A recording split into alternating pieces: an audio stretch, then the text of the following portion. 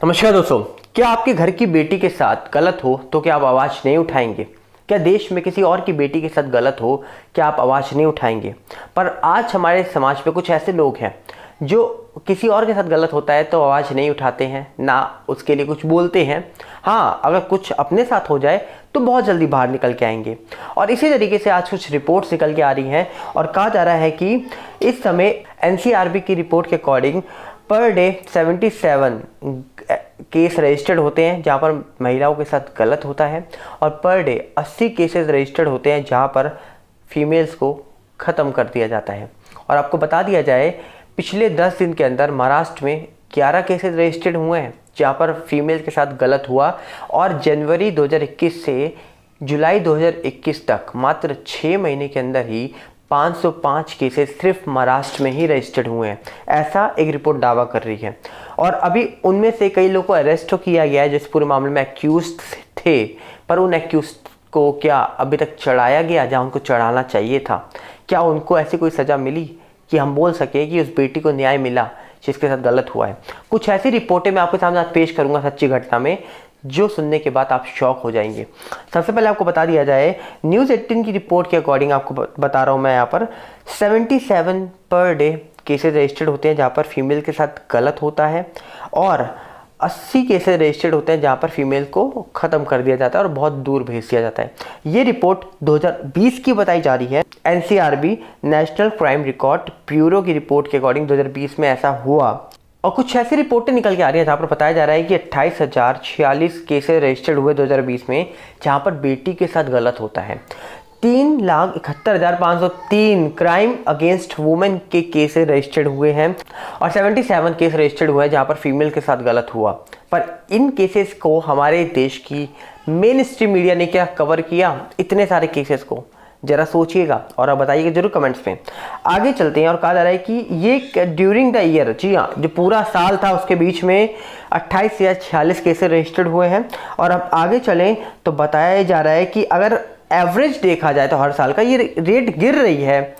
बोला जा रहा है कि 4,05,326 केस 2019 में रजिस्टर्ड हुए थे, 3,78,236 केस 2018 में रजिस्टर्ड हुए थे और अगर बात की जाए तो 2020 में 3,71,503 केस रजिस्टर्ड हुए हैं।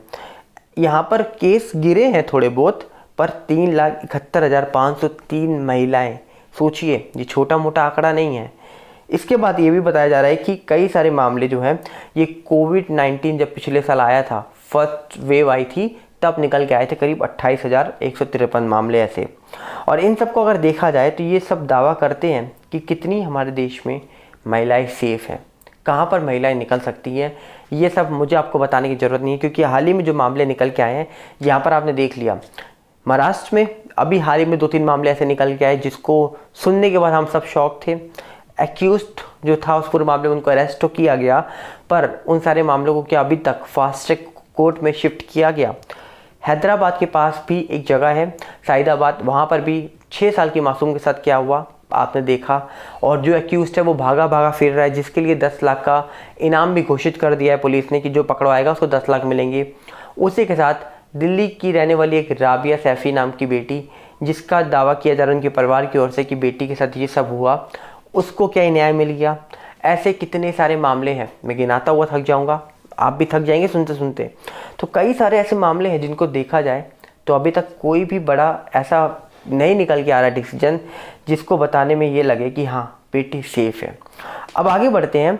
अब कहा जा रहा है कि यहाँ पर द इंडियन एक्सप्रेस ने एक खबर छापी जहाँ पर इन्होंने बोला कि 550 केसेस रजिस्टर्ड हुए हैं जुलाई तक सिर्फ महाराष्ट्र में, और जिसमें कहा जा रहा है कि पुणे और मुंबई में ज़्यादा केसेस रजिस्टर्ड होते हैं। अक्सर पिछले 10 दिन में जो 11 केसेस रजिस्टर्ड हैं इसमें ज़्यादातर केसेस पुणे और मुंबई में ही हैं। और जुलाई तक करीब 550 केस रजिस्टर्ड हुए थे, जिसमें से 323 जो विक्टिम थी उनकी उम्र 18 से कम थी, वो माइनर लड़कियां थी। इसके बाद कहा जा रहा है कि करीब 445 जो एक्यूज थे उन लोगों को अरेस्ट भी किया गया और इस पूरे मामले में जो मुंबई पुलिस है उन लोगों ने इनको अरेस्ट भी किया, 445 लोगों को। इसके बाद अभी आपने देखा एक 32 साल की महिला के साथ मुंबई शहर के अंदर क्या होता है। उस पूरे मामले में जो एक्यूज था उसको भी मुंबई पुलिस ने अरेस्ट करके 21 सितंबर तक जेल में भेज दिया है। पर सवाल ये उठता है बेटियों को लेकर कि इसमें ऐसा भी रिकॉर्ड दिया गया है कि 303 जो एक्यूज थे वो अरेस्ट हुए हैं जिन्होंने माइनर के साथ गलत किया है, और 142 मेंस अरेस्ट हुए हैं जिन्होंने मेजर वुमेन्स के साथ, मतलब जो 18 से ऊपर की हैं उनके साथ गलत किया है। तो इन सब रिकॉर्ड्स को देखने के बाद सवाल यही उठता है कि देश में बेटियां सेफ तो हैं, पर आखिरकार ये बेटियां कौन सी हैं? ये भी तो देश की बेटियां हैं।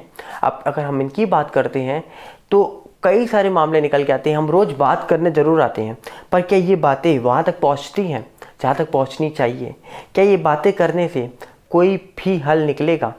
डेफिनेटली निकलेगा। आप बात करेंगे, आपकी बात जब तक गवर्नमेंट तक नहीं पहुंचेगी तब तक किसी भी चीज़ का हल नहीं निकलता।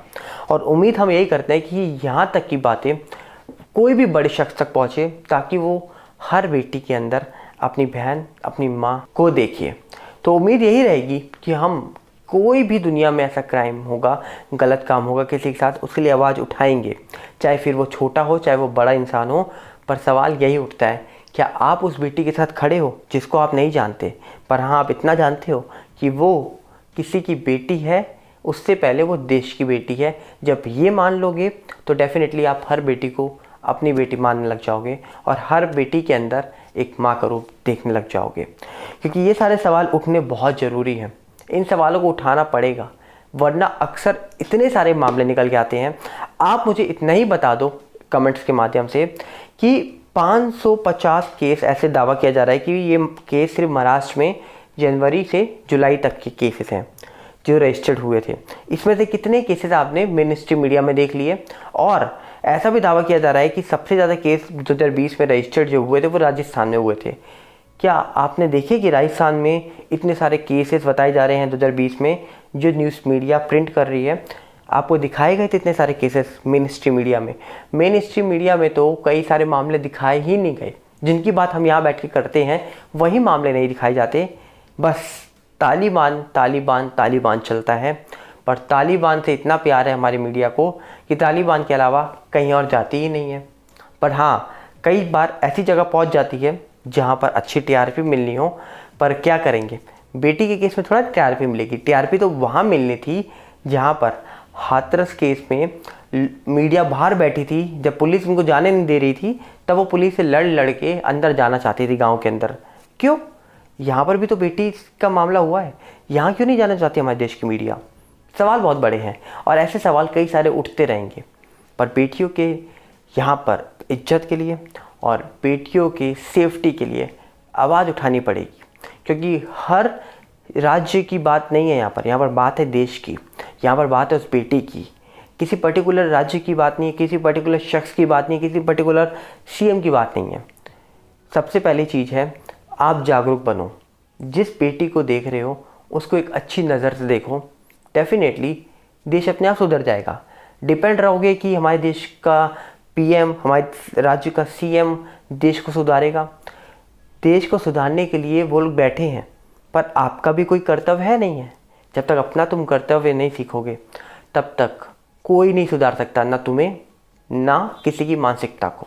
तो पहले खुद सुधरो, डेफिनेटली देश सुधरेगा। मिलते हैं बहुत जल्दी। नमस्कार, जय हिंद।